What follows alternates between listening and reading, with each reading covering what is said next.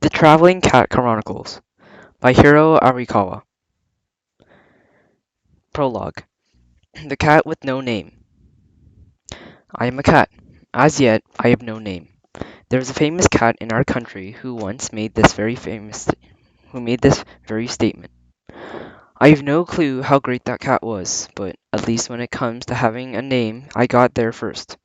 Whether I like my name is another matter, since it clearly doesn't fit my gender. Me being a male and all, I was given about 5 years ago, and around the time I came of age. Back then, I used to sleep on the bonnet of a silver van in the parking lot of a apartment building. Why there? Because no one would ever shoo me away. Human beings are basically huge monkeys that walk upright, but they can be pretty full of themselves. They leave their cars exposed to the elements, but a few paw prints on the paintwork and they go ballistic. At any rate, the bonnet of that silver van was my favorite place to sleep. Even in the winter, the sun made it all warm and toasty, a perfect spot for a daytime nap. I stayed there until spring arrived, which meant I had survived one whole cycle of seasons. One day, I was lying curled up and having a snooze when I suddenly sensed a warm, intense gaze upon me. I unglued my eyelids a touch and saw a tall, lanky young man, eyes narrowed, staring down at me as I laid prone. "Do you always sleep there?" he asked. "I suppose so. Do you have any problem with that?" "You're really cute. Do you know that?" "So they tell me." "It is okay if I stroke you." "No, thanks." I batted one front paw at him and I hoped to be gently threatening way. "Aren't you a stingy one?" the man said, pulling a face. "Well, how would you like it if you were sleeping and somebody came by and rubbed you all over? I guess you want something in exchange for being stroked? Quick on the draw. This one. Quite right. Got to go get something in return for having my sleep disturbed." And I heard a rustling and popped my head. The man's hand had disappeared into a plastic bag. "I don't seem to have bought anything cat suitable." "No sweat, mate. Feline beggars can't be choosers. That scalloped jerky looks tasty." I sniffed the package sticking out of the plastic bag, and the man, smiling wryly, tapped me on the head with his fingers. "Hey there, let's not jump the gun." "That's not good for you, cat," he said. "Plus, it's too spicy." "Too spicy?" says you. "Do you think a hungry stray like me gives a rat's about his health? Giving something into my stomach right this minute, and that's my top priority." At last, the man liberated a slice of fried chicken from the sandwich, stripping off the batter, laying the flesh on his palm, and holding out to me. "You want me to eat that right out of your hand? You think you'll get all friendly with me by doing that? I'm not that easy. Then again, it's not often I get to indulge in fresh meat, and it looks kind of succulent. So perhaps a little compromise is in order." As I chomped down on the chicken, I felt a couple of human fingers slide down my chin to behind my ears. He scratched me softly. I mean, I'll permit a human who feeds me to touch me for a second, but this guy was pretty clever about it. If he were to give me a couple more tidbits, scratching under my chin would be up for grabs, too. I rubbed my cheek against his hand. The man smiled, pulled the meat from the second half of the sandwich, and stripped off the batter, then held it out. I wanted to tell him I would say no to the batter either. It would fill me up even more. I let him stroke me properly to repay him for the food, but now it was time to close up shop. Just as I began to raise it from paw and sending him on his way, the man said, "Okay, see you later." He withdrew his hand and walked off, heading up the stairs of the apartment building. That's how we first met. It wasn't until a little later that he finally gave me my name. From that moment on, I found crunchy cat food under the silver van every night. One human fistful, a full meal for a cat, and just behind the rear tire. If I was around when the man turned up to leave food, he'd rest some touch time for me. But when I wasn't there, he'd humbly leave an offering and disappear. Sometimes another cat would beat me to it, or the man would be away, and I would wait in vain till morning for my crunchies. But by and large, I could count on him for one square meal a day. Humans are quite flighty, so I don't rely on them 100%. A stray cat's skills lies in building up a complex web of connections in order to survive on the streets. Acquaintance who understood each other, and that's what the man and I have become. And when he and I settled into a comfortable relationship, fate intervened to change everything. And fate hurt like hell. I was crossing the road one night when I suddenly became dazzled by a car's headlight. I was about to dart away when a piercing horn sounded, and that's when it all went wrong. Startled, I was a split second late in leaping aside, and bang! The car rammed into me and sent me flying. I was wound up in the bushes by the side of the road, and the pain that shot through my body was like nothing I ever experienced before. But I was alive. I cursed as I tried to stand up, and even let out a scream. Ow! Ow! My right hind leg hurt like you wouldn't believe. I sank to the ground, twisted my upper half to lick the wound, only to find, good lord, a bone was sticking out. Bite wounds and cuts I can mostly look after with my tongue, but this was beyond me. Though the wrenching pain, this bone's protruding from my leg was making a presence known in no uncertain terms. What should I do? What could I do? Somebody help me, and that was idiotic. No one was going to help a stray. Then I remembered the man who came every night to leave me crunchies. Maybe he could help. Why this thought came to me, I don't know. We always kept our distances, with occasional stroking time to thanks for his offerings, but it was worth a try. I set off along the pavement, dragging my right hind leg with the bone jabbing out. Several times my body gave out, as if to say, I can't take it, it's just too painful. Not one more step. By the time I reached the silver van, dawn was breaking, and I really couldn't take another step. This is it, I thought, and I cried out at my top of my lungs. Ow! Ow! Again and again I screamed until my voice finally gave out. It killed me even to call out, to be honest with you. And just then I heard someone come down the stairs of the apartment building, and when I looked up, I saw it was the man.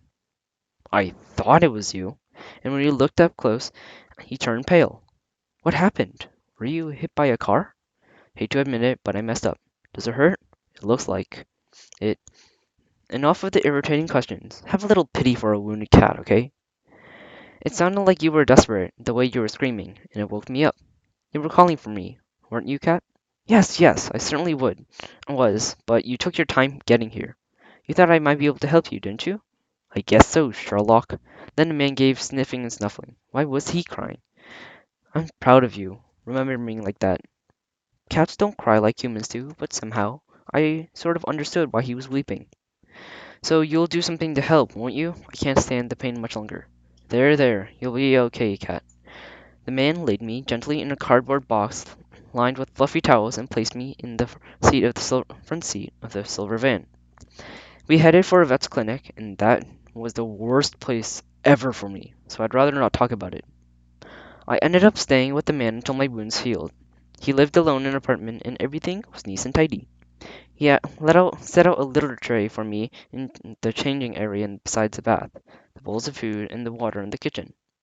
Despite its appearances, I'm a pretty intelligent, well-mannered cat, and so I worked out how to use a toilet right away when and never once soiled the floor. Tell me not to sharpen my claws in certain places, and I refrain. The walls and the door frames were forbidden, so I used the furnitures in the rug for claw sharpening. I mean, he never specifically mentioned that the furniture and the rug were off limits. Admittedly, he did look a little put out at first, but I'm the kind of cat who can pick up on things and sniff out what's absolutely forbidden and what isn't. The furniture and the rug were absolutely off limits, is what I'm saying. And I think it took about 2 months to get the stitches out and for the bone to heal. During that time, I found out the man's name, Satoru Miyawaki. Satoru kept calling me things like you or cat or Mr. Cat, whatever he felt like at the time, which is understandable since I didn't have a name at this point. Even if I had a name, Satoru didn't understand my language, and so I wouldn't have been able to tell him. It's kind of inconvenient that humans only understand each other. Did you know that animals are much more multilingual? Whenever I wanted to go outside, Satoru would frown, trying to convince me that I shouldn't. If you go out, you might never come back. Just be patient, little cat. Wait until you're completely better. You don't want to have stitches in your leg for the rest of your life, do you? By this time, I was able to walk a little, though it still hurt, but seeing how put out Satoru looked, I endured house confinement for those 2 months, and I figured there were benefits. I wouldn't do to be dragging my leg if a rival cat and I got into a scrap. So I stay put until my wound was at long last totally healed. Satoru always used to stop me at the front door with a worried look, but now I stood there, meowing to be let out. Thank you for all you have done. I will be forever grateful. I wish you lifelong happiness, and even if you never leave me another tidbit near that silver van. Satoru didn't look worried as so much as forlorn, the same way he seemed about the furniture and the rug. It was not totally off limits, but still, that sort of expression. Do you still prefer to live outside? Hang on, enough with the teary face. You look like that, you start making me feel sad that I'm leaving. And then, out of the blue, listen, cat, I was wondering if you would become my cat. I'd never considered this as an option. Being a dyed-in-the-wool stray and the thought of being someone's pet had never crossed my mind. My idea was to let him look after me until I recovered, and I always planned to take my leave once my wound was healed. Let me rephrase that. I thought I had to leave. So, as long as I was leaving, it would be a lot more dignified to slip out on my own than rather have someone shoo me away. Cats are proud creatures, after all. If you want me to be your pet cat, then, well, you should have said so earlier. I slipped out the door that Satoru had reluctantly opened, and I turned around and gave him a meow. Come on. For a human, Satoru had a intuitive sense of cat language, seemed to understand what I was saying. He looked puzzled for a moment, then followed me outside.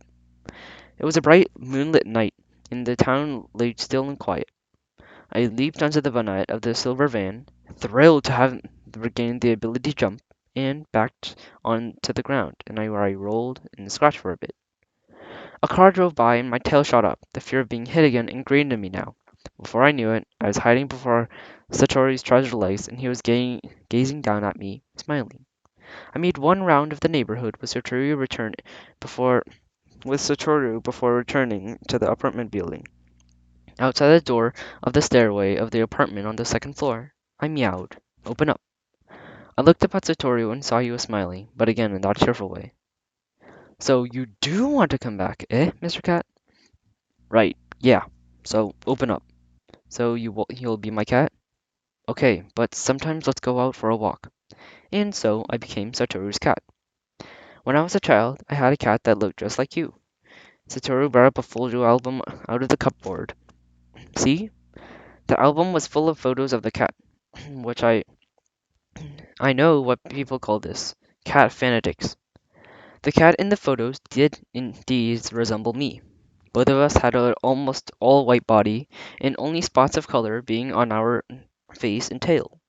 Two of our face, one of our tails black and bent, and the only difference was the angle of our bent tails. The tappy spot of our faces, though, was exactly alike. The two spots on his forehead were angled downwards, like the Chinese character Hachi, 8, so I named him Hachi. If that's how he comes up with names, what on earth he's gonna choose for me?